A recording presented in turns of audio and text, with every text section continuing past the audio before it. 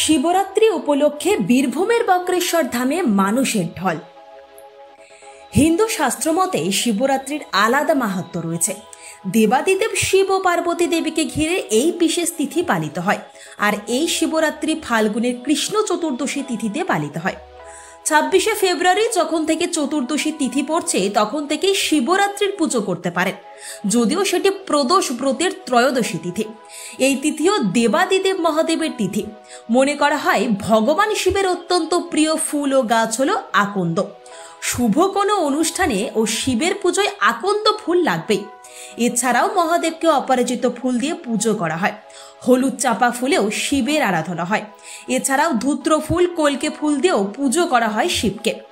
শিবপুরাণ অনুসারে আদি শক্তির অন্তত আধার মহাদেব, তিনি সর্বপ্রথম। শাক্ত সম্প্রদায়ের মধ্যে প্রধান আরাধ্য তিনি। শাস্ত্রমতে মহাদেবের আরাধনার শ্রেষ্ঠ দিন মহাশিবরাত্রি। বিশ্বাস, এই দিন উপোস করে ভক্তি ভরে পুজো করলে সন্তুষ্ট হন শিব, ভক্তদের মনোবাঞ্ছা পূরণ করেন তিনি। কথিত এই দিন সঠিক নিয়ম মেনে কুমারীরা যদি ব্রত পালন করেন তাহলে শিবের মতো জীবনসঙ্গী পান তাঁরা। প্রতিটি জায়গার মতো বীরভূমের বক্রেশ্বরেও দেখা গেল ভক্তদের ঢল।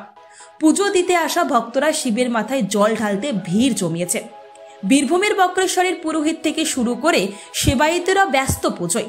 মহিলা পুরুষ নির্বিশেষে শিবের মাথায় জল ঢালতে ভিড় করেছে বীরভূমের বক্রেশ্বরে। আর সেই চিত্রই তুলে ধরছি আমরা। আজ শিবরাত্রির মহা উৎসব। এই উৎসবে বহু ভক্তজন আসছেন এবং তারা পুজো করছেন। সেই পুজোর জন্য প্রচুর ভিড়। আমরা চেষ্টা করছি, সমস্ত সেবায়তগণ চেষ্টা করছে লাইনটাকে কন্ট্রোল করার, এবং সেই কন্ট্রোল অনুযায়ী চলছে পুজো। চলছে শিবরাত্রি।